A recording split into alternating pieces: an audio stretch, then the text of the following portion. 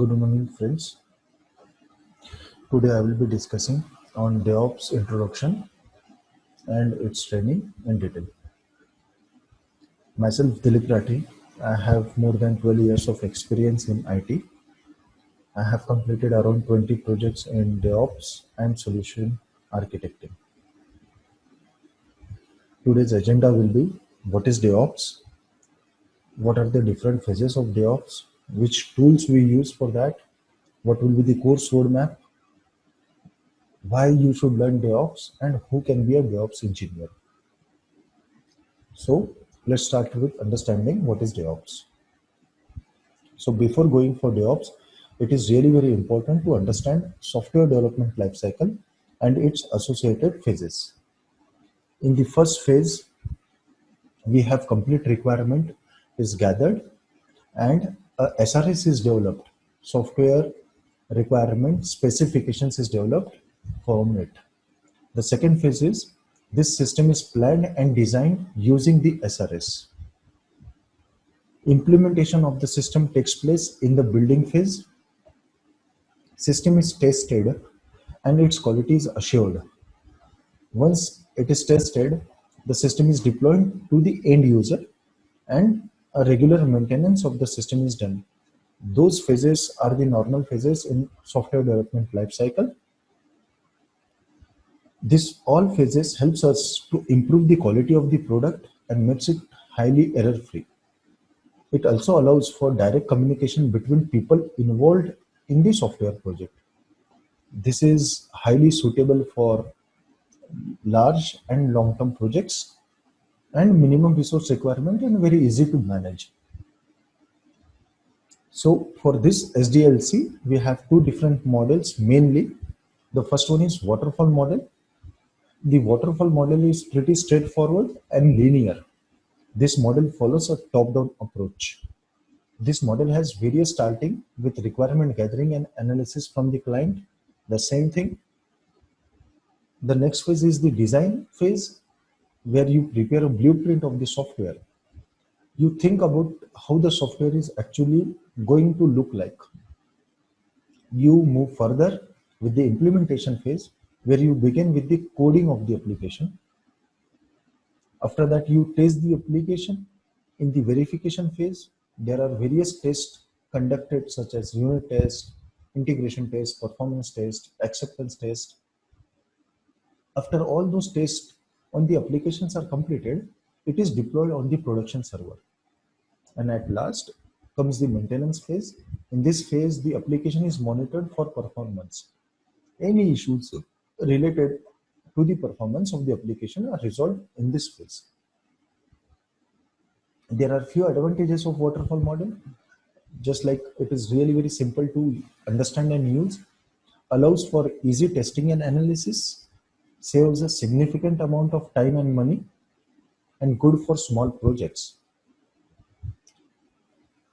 If all the requirements are clearly defined. And basic few disadvantages are it is risky and uncertain, lack of visibility of the current progress, not suitable when the requirements keep changing, and the end product is available only at the end of the cycle. So it gives us another solution, that is agile. Agile methodology is an iterative based software development approach where the software project is broken down into various iterations or sprints. Each iteration has phases like waterfall model has. The duration of each iteration can be 2 to 8 weeks.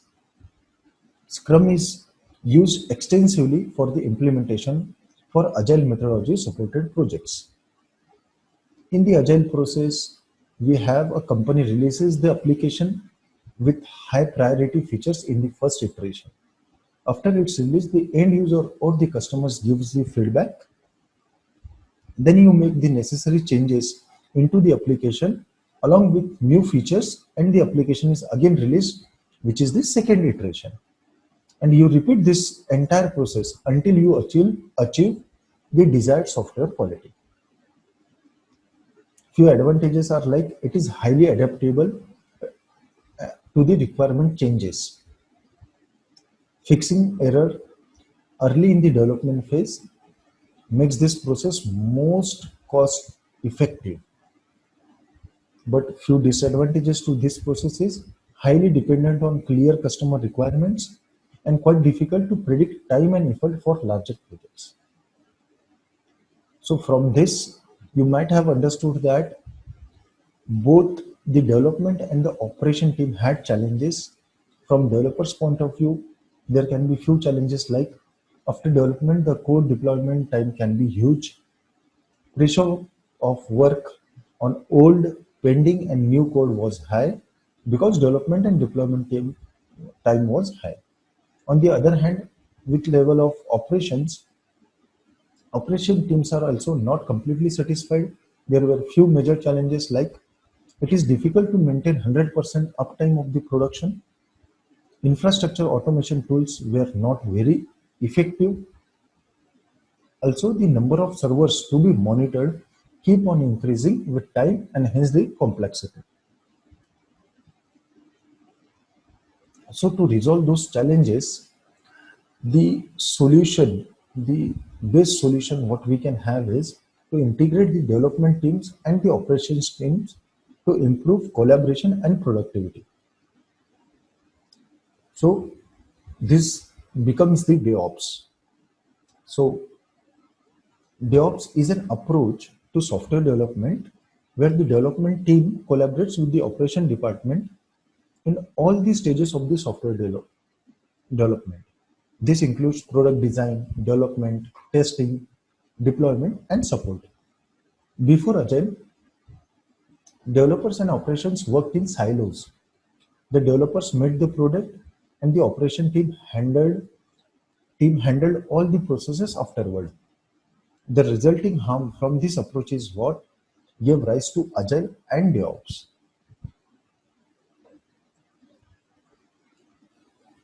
There is a very famous quote from Jeff Humble: DevOps is not the goal, but a never ending process of continual improvement.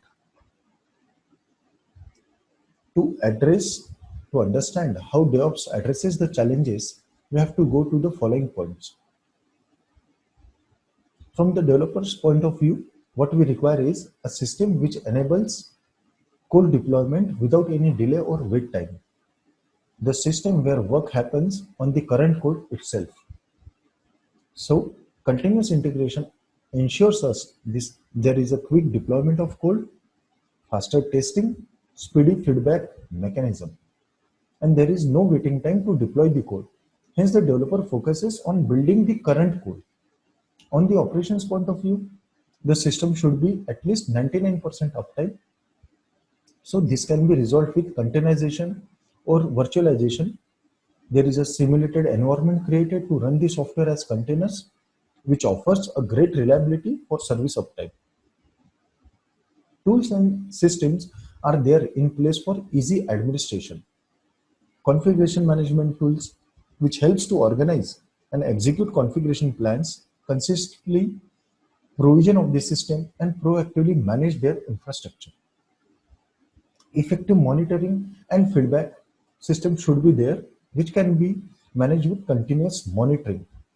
Effective monitoring and feedback system is established maybe via Nagios or ELK stack. Now we'll move towards DevOps phases. We'll try to understand what are the different stages of DevOps. DevOps life cycles can be broadly broken down into below stages. The first one is continuous development. After that, continuous testing, continuous integration, continuous deployment with virtualization or containerization, and continuous monitoring. These stages are the building blocks to achieve DevOps as a whole. Continuous development, this is the phase that involves planning and coding. You decide the project vision during the planning phase and developer begin developing the code for the application. There are no DevOps tools that required for planning. You can use Jira But there are number of tools for maintaining the code, like version control systems. When you go on continuous testing, this is the stage where you test the developed software continuously for bugs using automation testing tools. These tools allows QA to test multiple code bases thoroughly in parallel to ensure that there are no flaws in the functionality.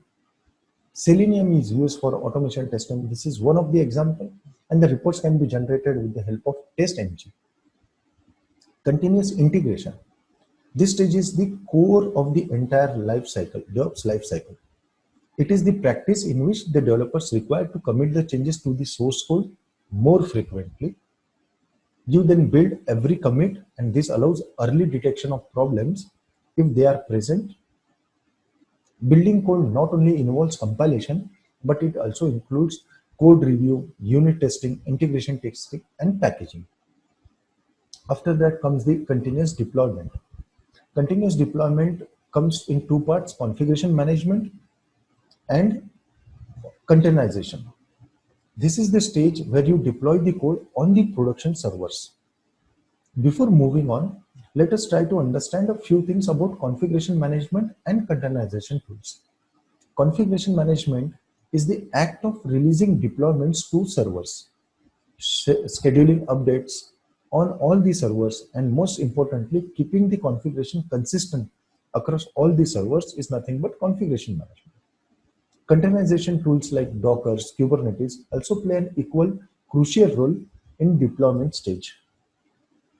The containerization tools helps produce consistency across development, test, staging, or production environments. The next phase is continuous monitoring. You can use tools like Splunk, ELK, Nagios, New Relic, and many more. This is very critical stage of the DevOps lifecycle where you continuously monitor the performance of your application. Here you record vital information about the use of the software. You then process this information to check the proper functionality of the application. You resolve system errors such as low memory, server not reachable in this phase. This practice involves the participation of the operation teams who will monitor the user activity for bugs or any improper behavior of the system. However, you could still be wondering how to implement DevOps.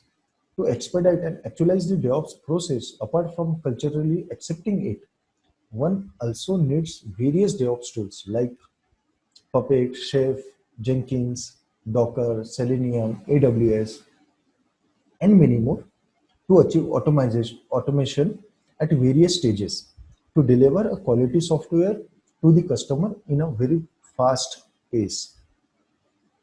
Now take a look at the below DevOps diagram with the various DevOps tools closely and try to decode it.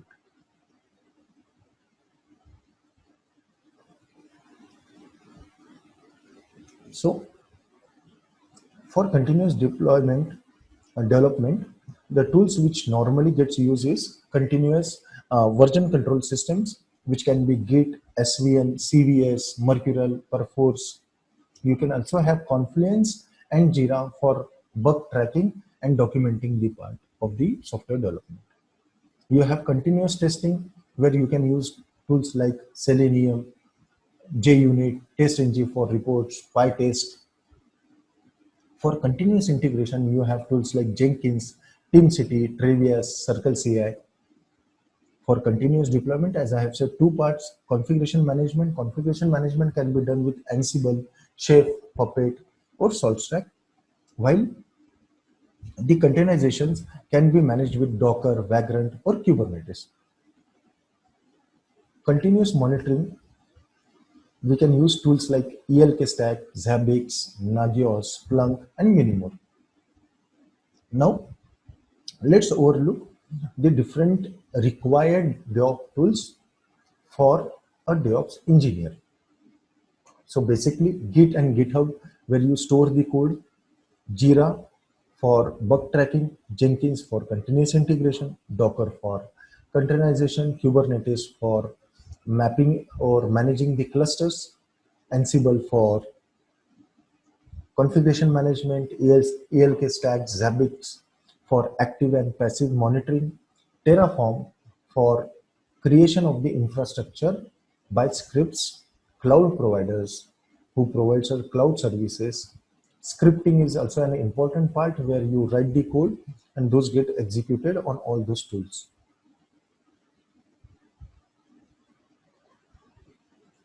So we'll go one by one on the different tools which are highly used.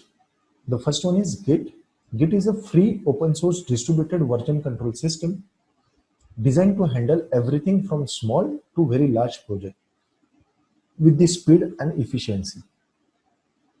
Git is primarily used to manage your project comprising a set of code text files that may change. Few features of Git are free and open source, speed, it provides a really very good speed, scalable, reliable, secure, and it supports non-linear development. Means it supports rapid branching and merging and also includes specific tools for visualizing and navigating a non-linear development history. Branches in Git are really very lightweight. It also provides a feature of compatibility with existing system or protocol. Git repos can be combined very easily with other versioning tools like SVN or Bitbucket or or Perforce. So now that you know what is Git, you should know Git is an integral part of the DevOps. Tools like Git enable communication between development and the operation team. Some companies that use Git for version controls are like Facebook, Yahoo, Quora, Twitter, eBay, Salesforce, you name it, everybody is using Git in the market. The next DevOps tool is Jenkins. Jenkins is used to build and test your software project continuously, making it easier for developers to integrate the changes to the project and making it easier for users to obtain a fresh build. With Jenkins, organizations can accelerate the software development process through automation. Jenkins integrates development lifecycle processes of all kinds, including build, document, testing, packaging, staging, and deploying. Also, it helps with static analysis and many more. Jenkins achieves continuous integration with the help of plugins. Plugins allow the integration of various DevOps stages. If you want to integrate a particular tool, you need to install the plugin for that tool. Just to give an example, Git or Maven, you already have an inbuilt plugin which you can use. Basic flow of Jenkins is like, first a developer commits the code to the source repository. Meanwhile, the Jenkins server checks the repository at regular interval for changes. Soon after a commit occurs, the Jenkins server detects the changes that have occurred in the source code repository. Jenkins will pull those changes and will start preparing a new build. If the build fails, then the consent team will be notified.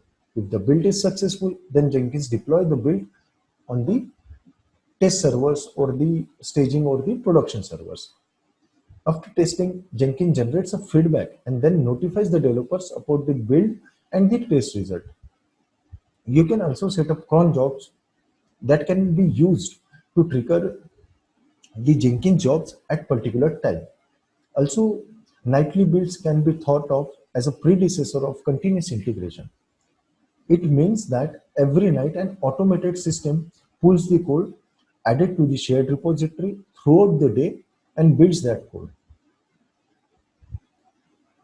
Now we'll go through the Docker. Docker has gained immense popularity in this fast growing IT world.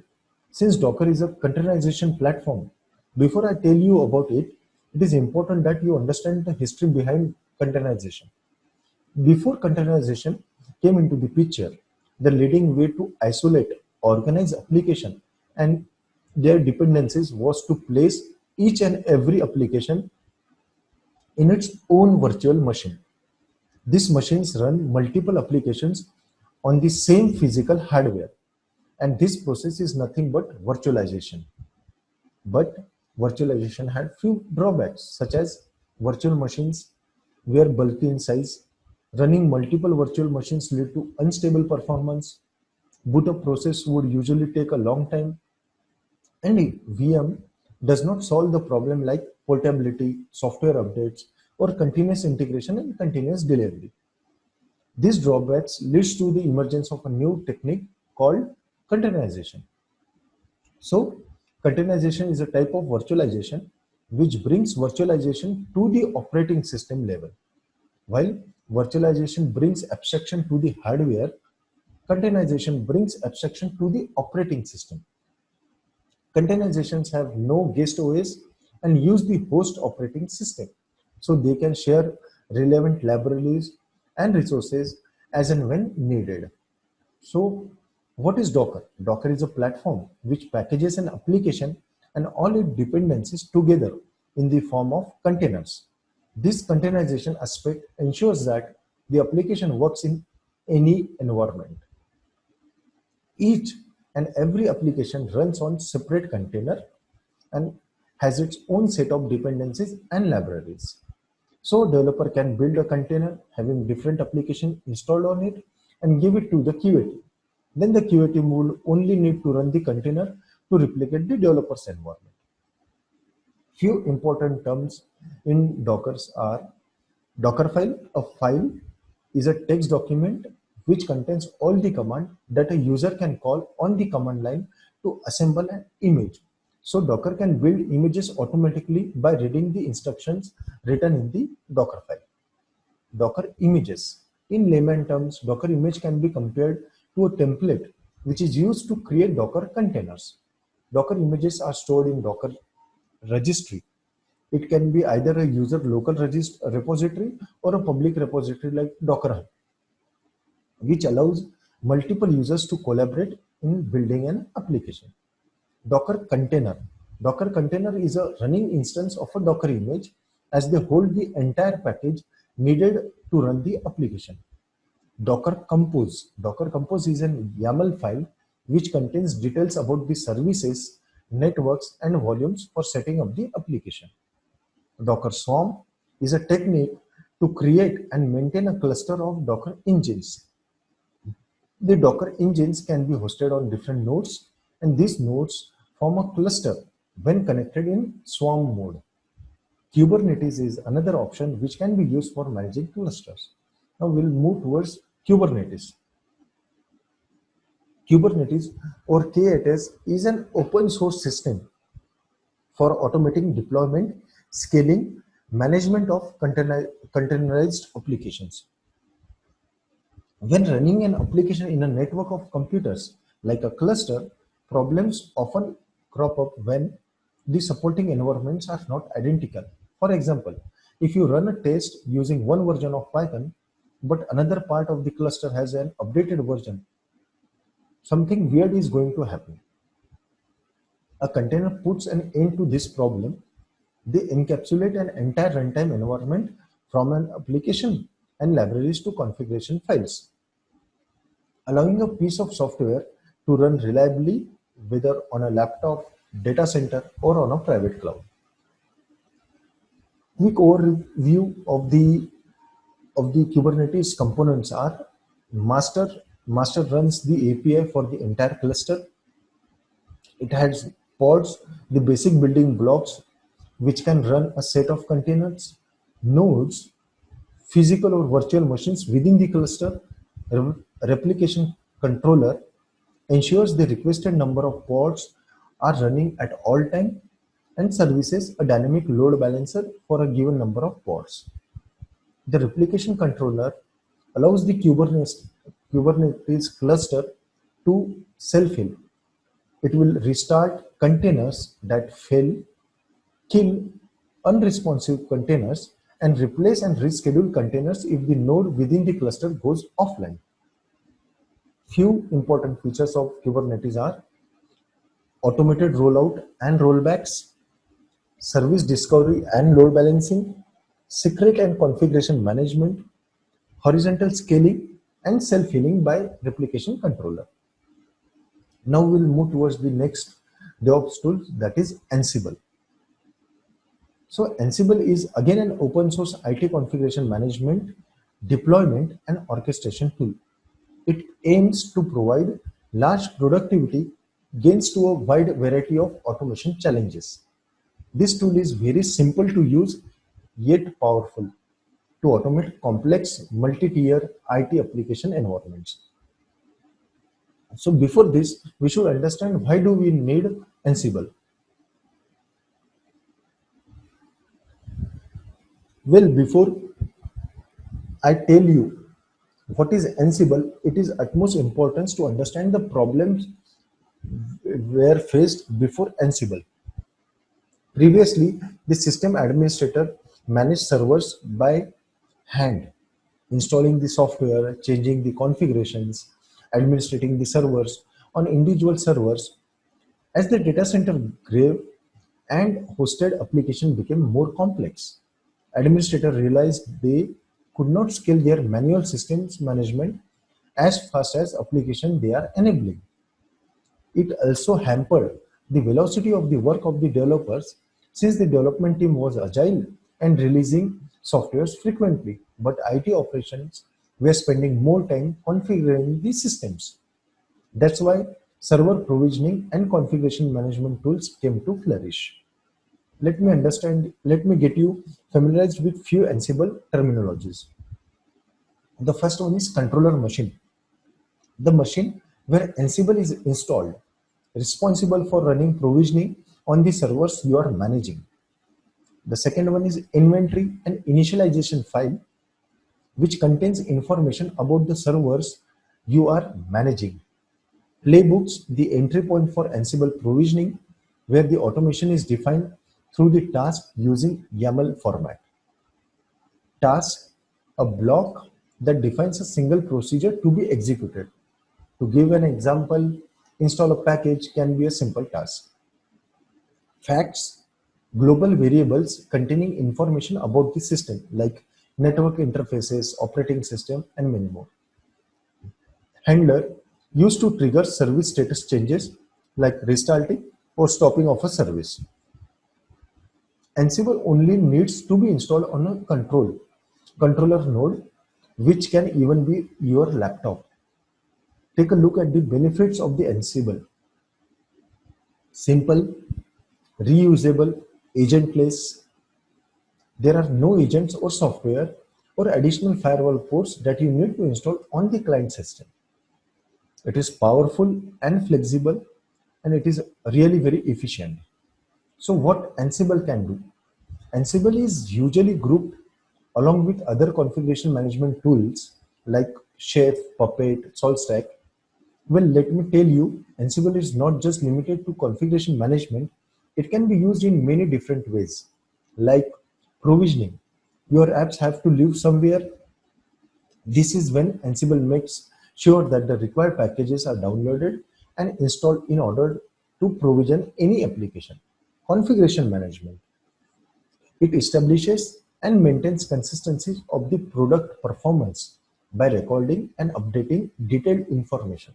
To give you an example, if you want to install a new version of Tomcat on all the machines present in your enterprise, it is not feasible for you to manually go and update each and every machine.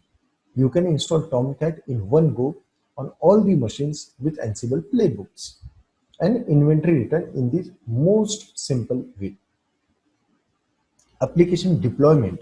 When you define your application with Ansible and manage the deployment with Ansible Tower, teams are able to effectively manage the entire application lifecycle from development to production. And orchestration. Ansible provides orchestration in the sense of aligning the business request with the application data and infrastructure. We'll move towards the next DevOps tool, that is ELK Stack. First, understand why log analysis becoming more important. In today's competitive world, organizations cannot afford 1 second of downtime or slow performance of their applications. Performance issues can damage a brand, in some cases translate into direct revenue loss. To ensure apps are available, performant, and secure at all times, engineers rely on different types of data generated by their application and the infrastructure supporting them. This data, whether can be event logs or metrics or both, enables monitoring of these systems and the identification and the resolution of the issue should they occur. Logs have always existed, and so have the different tools available for analyzing them. So what is specific about ELK stack? ELK stands for Elasticsearch, Logstash, and Kibana. Elasticsearch is an open source full text search and analysis engine. Logstash is a log aggregator that collects data from various input sources, executes different transformations and enhancements, and then ships the data to various supported output destinations. Kibana is the virtualization layer that works on top of Elasticsearch, providing users with the ability to analyze and visualize the data. And at the last, we have bits. Bits are lightweight agents that are installed on the edge host or on the client machines to collect different types of data for forwarding into the stack.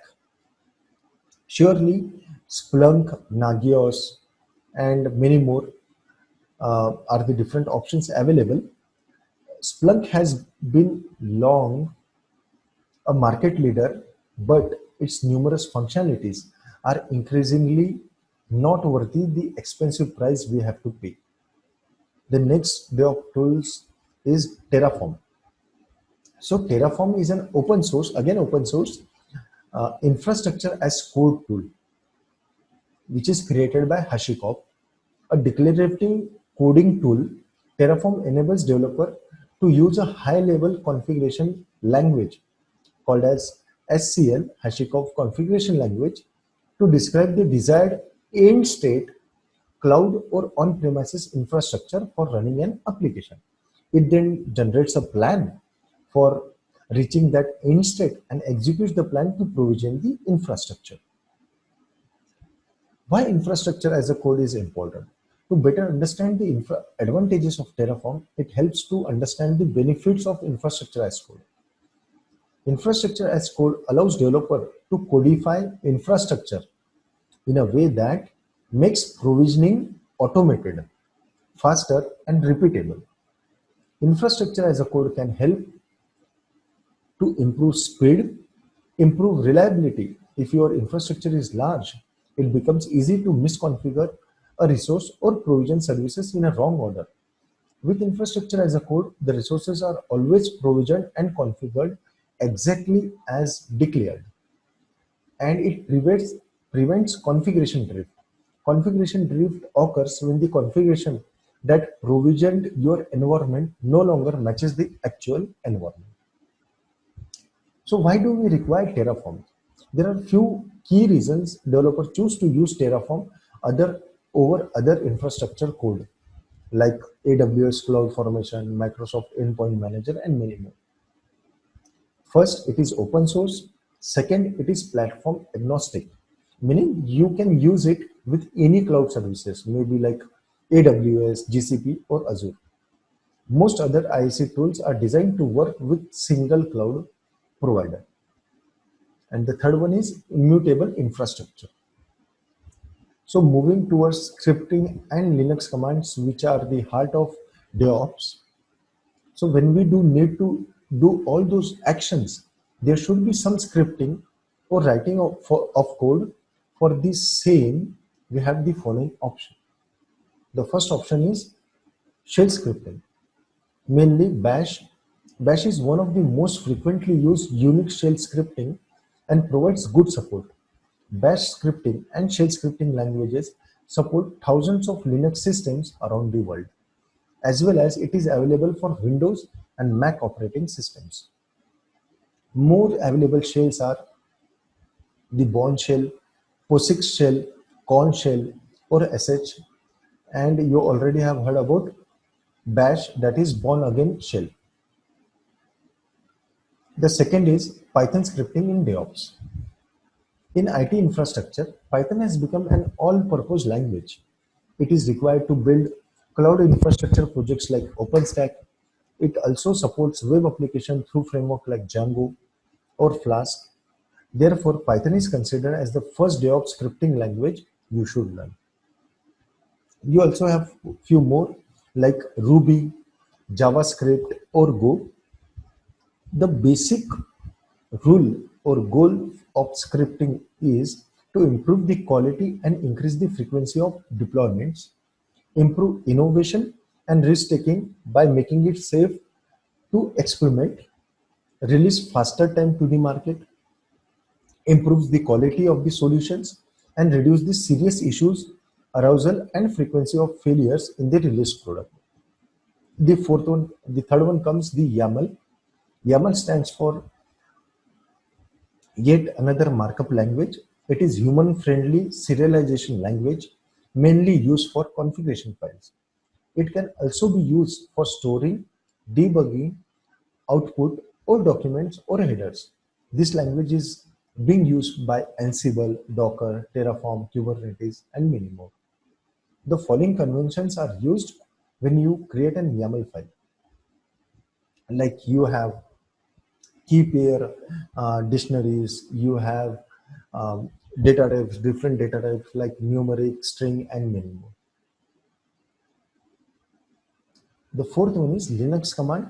Linux is an open source and community developed operating system for computers, servers, mainframes, mobile devices, and embedded devices. It comes in different flavors like Ubuntu, Red Hat, Enterprise Linux, CentOS, Fedora, and many more. Few Linux commands are like ls to list, sudo for permission management, grep for searching particular string or word in a text file, ifconfig for interface configuration. You can have history for checking the previous commands executed.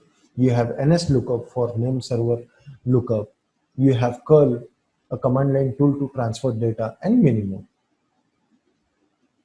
So scripting and Linux becomes the heart because each of the tool which we will be going to use in DevOps need some or other scripting and Linux commands.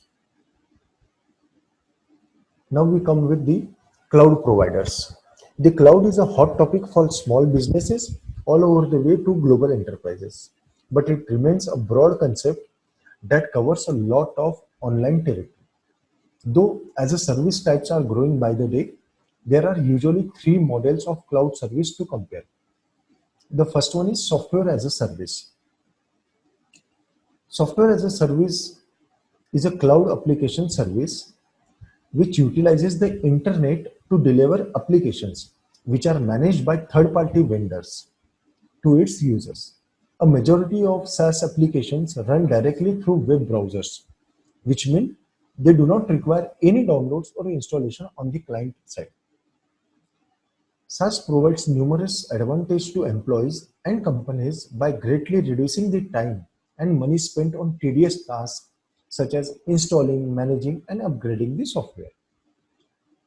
Few characteristics of SaaS are, and those characteristics also helps you to determine when SaaS is being utilized, like managed from central location, hosted on remote server, accessible over the internet, and user not responsible for hardware or software updates.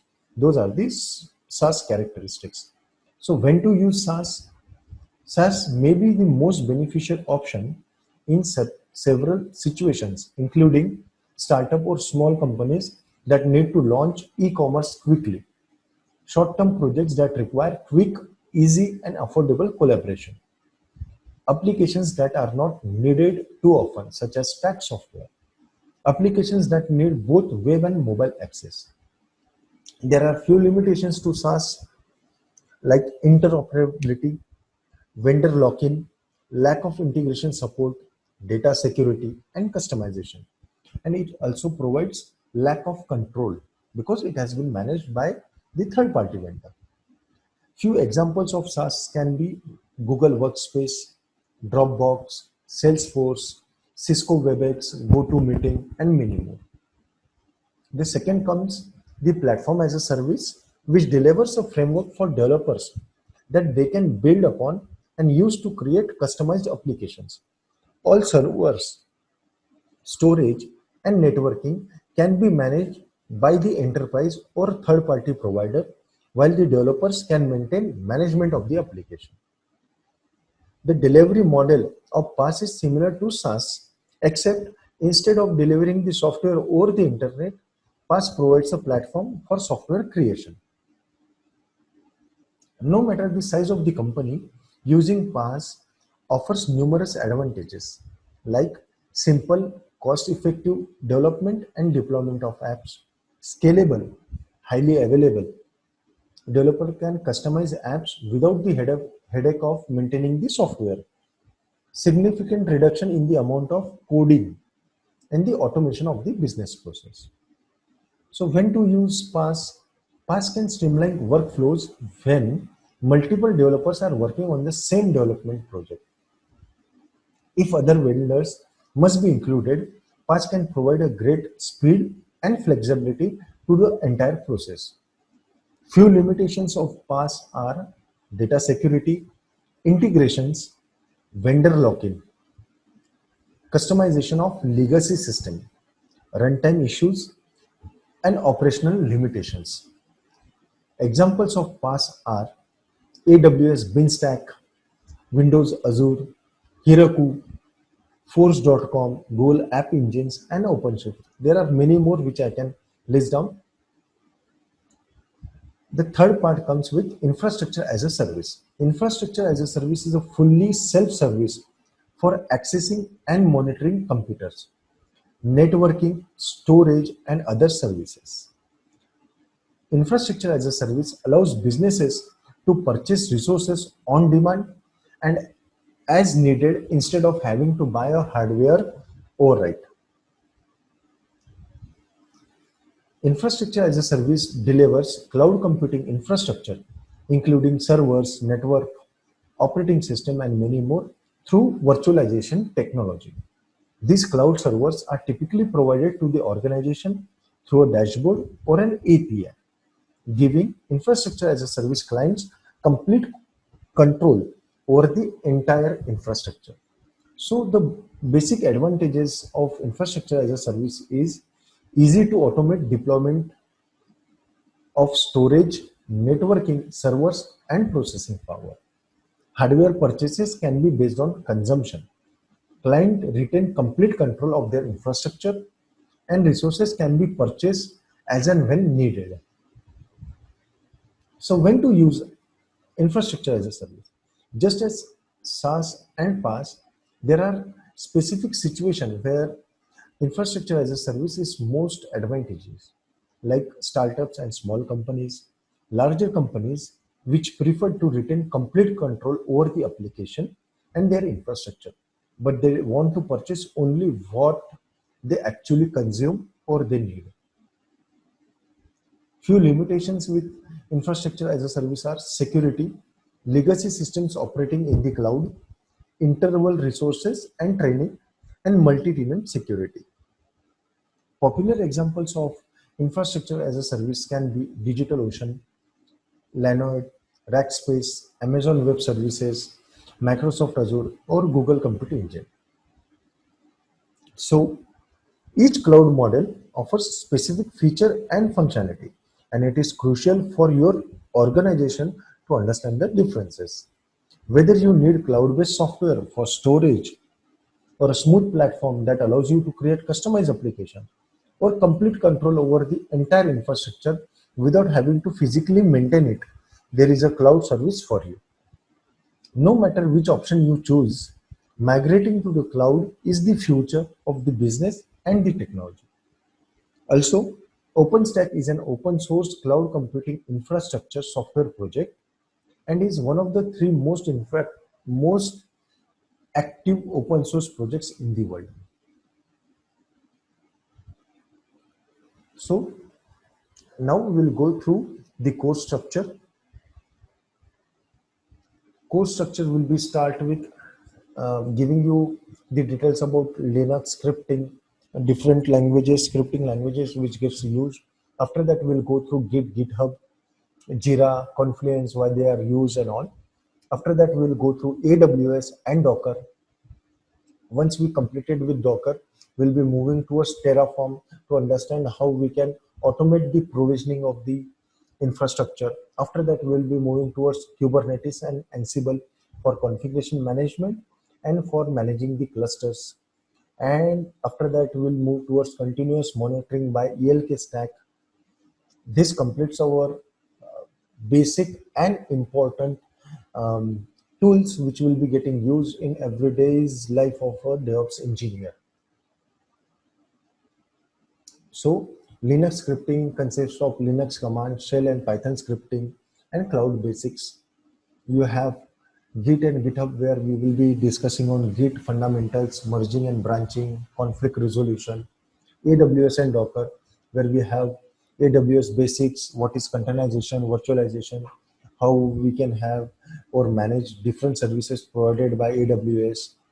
Terraform for creation and destroying of the resources, modules, its modules, different provisions, rules, fixtures from the Terraform.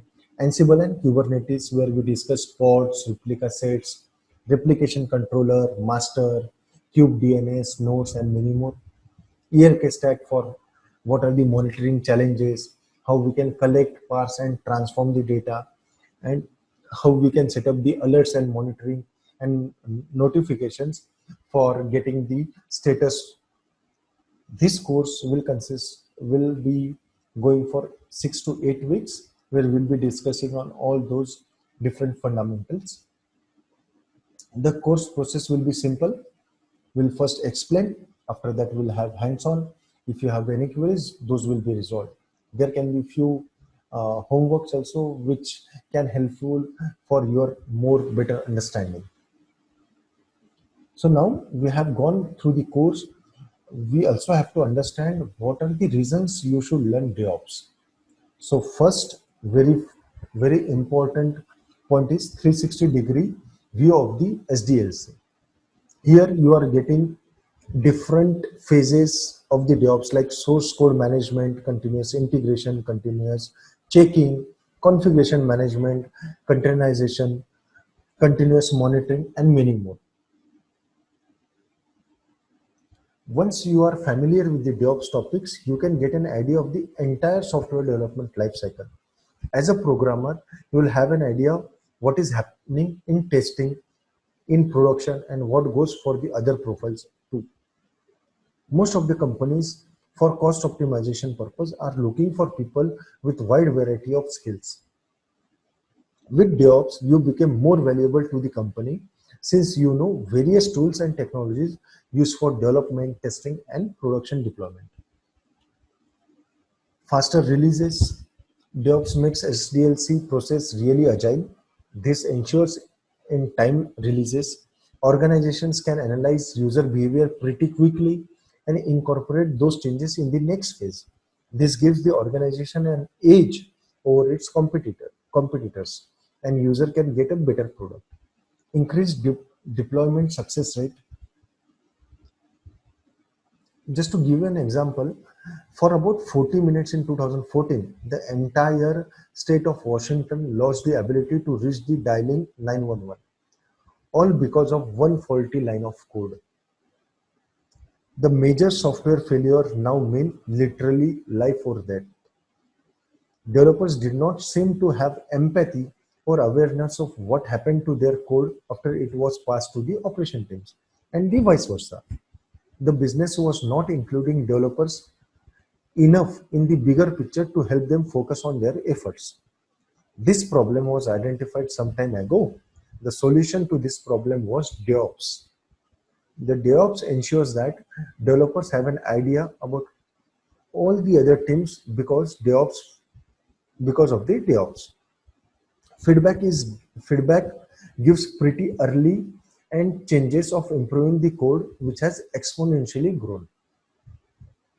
Now benefits for you is easy to get a job. There is a lot of demand for DevOps professional, but currently there are not enough people to meet the desired requirement of DevOps roles and responsibilities. This leaves a huge window of opportunity for anyone seeking to make a mark for himself, and DevOps can be a good career opportunity for them. DevOps provides the benefit which we all need in today's market, and a person who is good in that will certainly be very much in demand and will enjoy a fruitful career. This increases your chance of getting hired. Also, a fat a fat paycheck, provided you have good hands-on on knowledge on various DevOps tools and technologies. So we have seen why we should learn DevOps. Now it's time what different roles a DevOps engineer can have. So before to that, who is a DevOps engineer? A DevOps engineer works with the developer and the IT staff to oversee the code releases.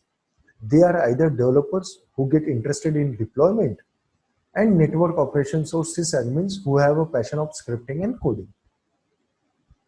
Basic roles taken by DevOps engineers are DevOps evangelist. This role is assumed by a leader or that person who is responsible for ensuring that the DevOps strategy is implemented in the end-to-end development of the product, while bringing about a positive difference in the environment and also finds ways to improve the existing architecture. Release manager. This role key area of focus is to coordinate and manage the product from development through deployment. Automation expert. Being an automation expert, this role should be able to understand what can be automated and how a product stack can be integrated with other product stacks. Software developer or tester, the one who develops the code and tests it. Quality assurance, the one who ensures the quality of the product conform to its requirements. The functionality of the product is tested to its limits to bring out every flaw inside the application. Security engineer, the one who monitors the product security and health. They work side by side with developers, embedding their recommendations like security patches, version updates much earlier in this process. So this is the average salary one will be getting as a DevOps engineer. It it goes till many more thousands, but this is the average salary. Those many number of jobs are available at this moment of time, and I can assure you 100% success in career if you know the DevOps tools and how to use it. So this is all from my side.